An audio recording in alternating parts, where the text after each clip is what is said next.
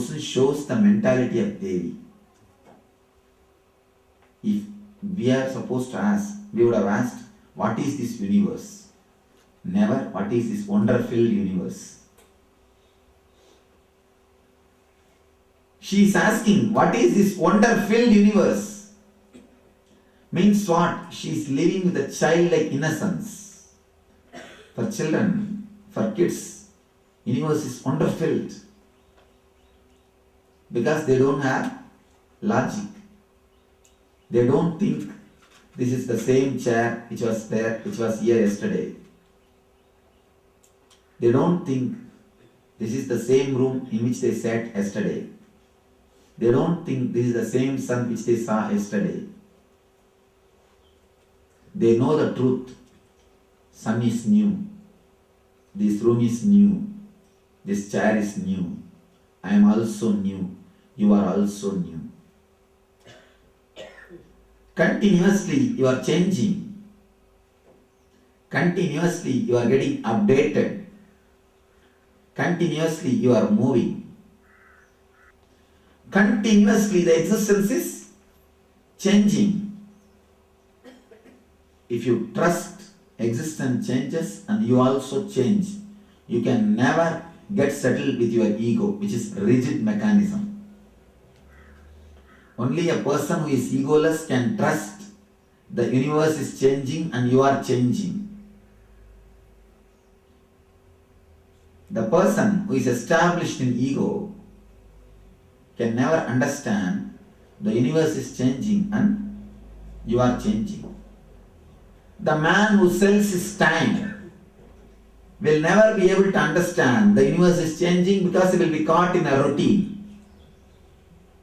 Not being caught in a routine is a basic discipline for enlightenment. If you are in a routine, you become so unaware, you stop believing, you stop realizing that existence is changing, your life is changing, and you are also changing. I have seen some government servants working for 30 years in the same office will not even move their table from one place to other place. And they forget that their table can be moved. And they really forget their table can be moved. Even in your house, don't live with the same kind of furniture arrangement. Once in 2-3 months, change it. Once in 2-3 months, create a little bit of chaos. No, you will feel that you are living in a new house. Otherwise, you will become dead. Otherwise, you will become so dead. I have seen people, they will be having 10 rooms. Because of their habit, they wouldn't have gone to the other 8 rooms even for 3-4 months in their own house. You wouldn't have traveled to the end of your extreme of end of your garden for last 2 years. Remember, in your own house, you wouldn't have gone to the corner of your compound wall. Have you been any time? At least for last 2-3 years you wouldn't have gone. You have a track.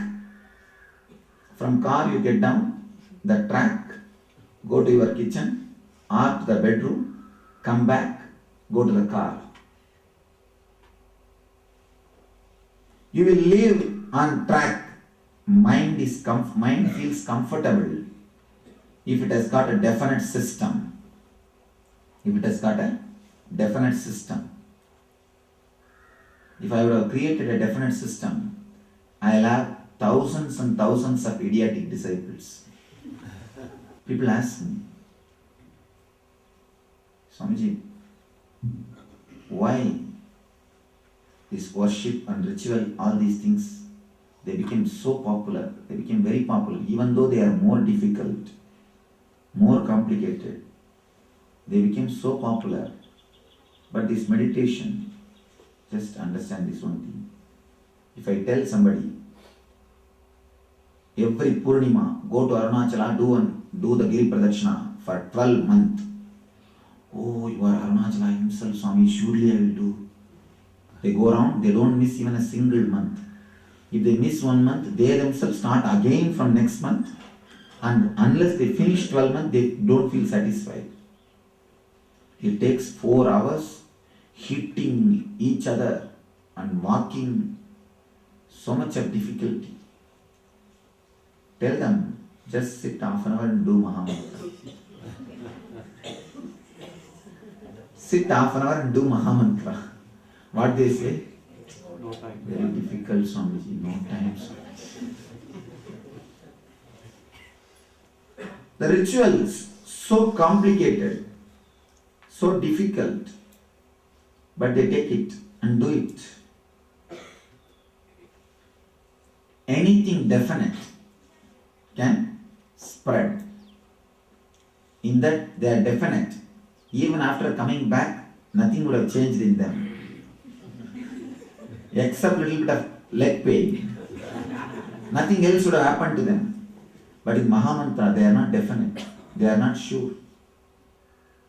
Some personality change may happen. They are not sure of the outcome. It's a risk. Going into meditation is risk. Going around the hillock, they know they will have only little more leg pain, nothing else. They know they are in the safe place. But here, there is a risk. There is a risk. That is why people go to see the Swami in the temples. The temple Swamis became very popular because they don't speak. Because they don't change your life. They don't ask you to do something. You can do everything, all possible nonsense. Enter into temple, pay 25 rupees and tell your name, your address, your website address and your email ID. And God will prasada siddhi rastu. In the end, Ashtaishwaryavara prasada siddhi rastu. You will have the garland and prasad and you will feel happy. But here, I will ask you, what are you doing? What's your life? There comes the trouble. Here if you come again and again, either you will be forced to change your life trend because of this atmosphere, or without even your knowledge, you may be inspired by me. You may be inspired by me. Without even your awareness, you may be inspired by me. So there is a danger. Either consciously you have to change, or unconsciously you may start changing.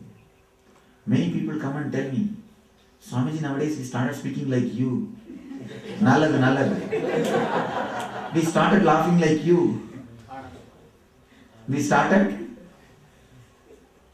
behaving like you. Many people come and tell me, many of your behaviors are coming in me. We start speaking like you. We start using your slang. We start behaving like you. We start acting like you. There's a big danger. I am such a solid force, I may penetrate you. So anything definite is safe. The most definite thing on the planet Earth is your tomb. Graveyard. You are definite about everything in the graveyard.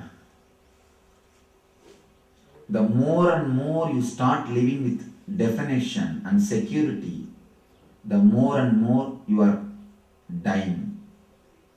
The more you die, more you live with definitions. You live with the definite realities, definite things. Only when you die.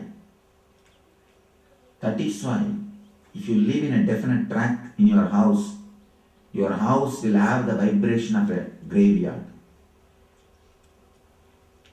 Once in a while, dance in your main hall. Your ether will be purified, the ether akasha, the chittakasha. The space in the house will be purified. Once in a while, play some kirtan. Do a little bit dance. That place will be associated with that memories. I assure you, your bedroom is always associated with a nagging attitude. You enter into your bedroom, you will feel that sickness. You will feel that sickness. Because that is associated with that thoughts. Once in a while, shuffle the whole house. Change it. Have a small outhouse. Go and stay there. Once in a while, change. Shuffle the house. Put this furniture like this. Put that furniture like this. Don't have a clear definite. Just move this idol to that idol to this. So that your mind will not get stuck with a single attitude. And if you fight with somebody sitting on a particular sofa, next time when you sit, consciously or unconsciously, the same mood will happen in you. You do not know. The same mood will happen in you. Have you seen, when you go in a car, driver will be driving, you will be sitting. Suddenly you will say,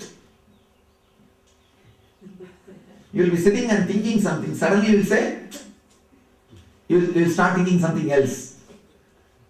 Suddenly you will behave. I shouldn't think this. Let me think something else. Let me think of something else.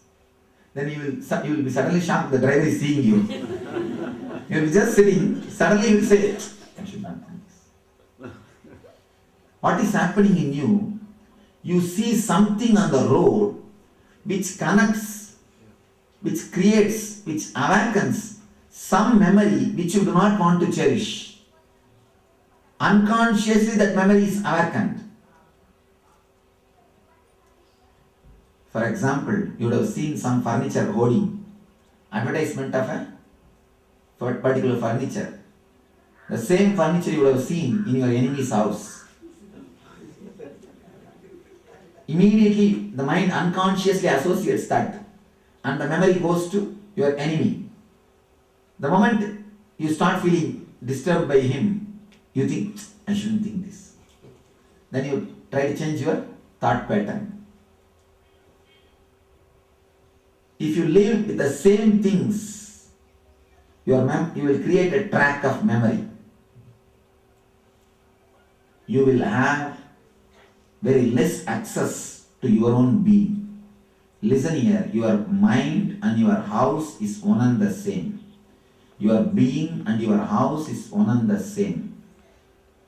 If you don't if you don't walk throughout your house, if you don't live with your whole house, be very clear, you are not living with your whole memory. That very clearly proves you are not living with your whole memory. People ask me, how can you have access to so much of information, Swamiji? Mind-boggling. So much of information coming out with so much of quotation from Valdemar to Einstein, Buddha to Gita, Gurdjieff to Gurudwars. So much of information. How could it? First of all, how can you store? Second thing, how are you able to access it? Even if we store, we are not able to access it. Only when some patient comes with a headache, you remember all the headache medicines. Sometimes you forget and remember the stomach pain medicine. How are we able to access? We are not able to access the memories which is there. How are you able to remember? Yesterday suddenly the fox story came. Surely I have also not read that story after the first standard. After the first standard, I have also not read that story. From where? Suddenly the story appears. Clear access to the memories which is created at the age of 4 and 5. How is this possible? How is this possible? How can this happen? Because I don't live on a particular track. I have no emotional attachment to a particular memory.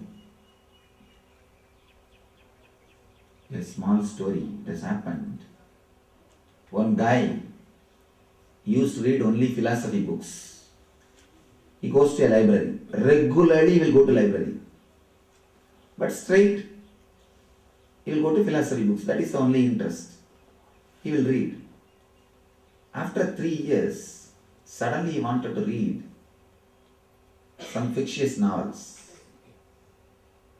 He goes and asks the librarian, I wanted to read some fiction. Librarian says, just next cupboard is fiction.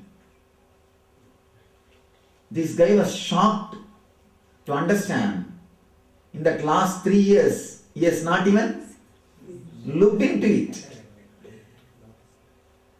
You also are doing the same thing in so many places. Suddenly you see in the corner of your street one big coconut tree is there. It is not that the coconut tree is teleported overnight. Suddenly you see and you think, I have never seen this. How many times you have experienced this? Many times. And even in your own body, suddenly you see a mark sometime. Why to talk about the street? Suddenly in front of a mirror you see there is a black mark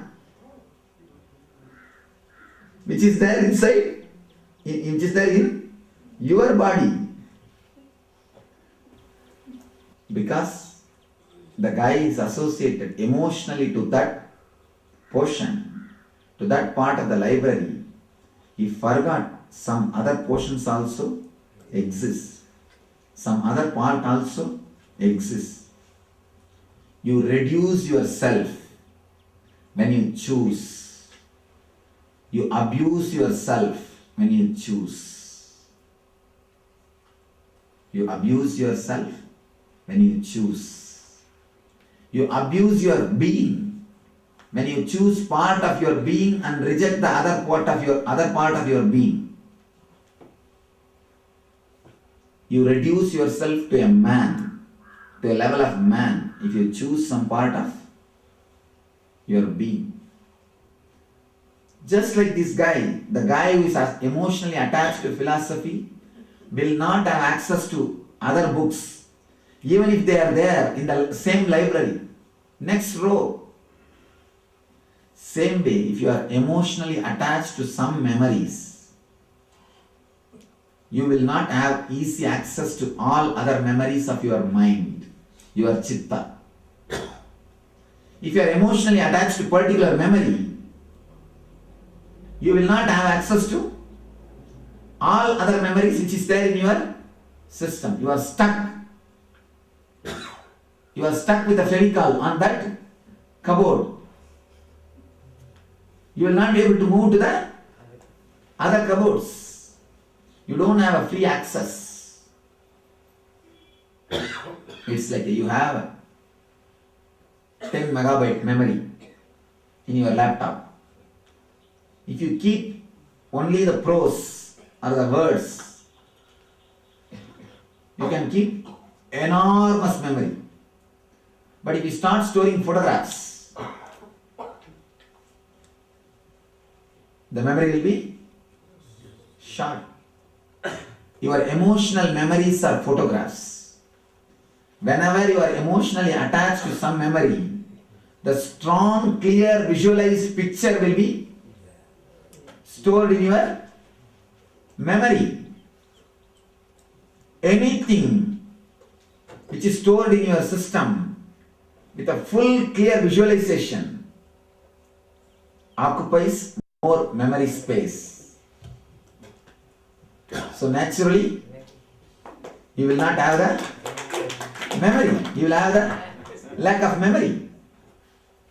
So much of space is occupied just by one photograph.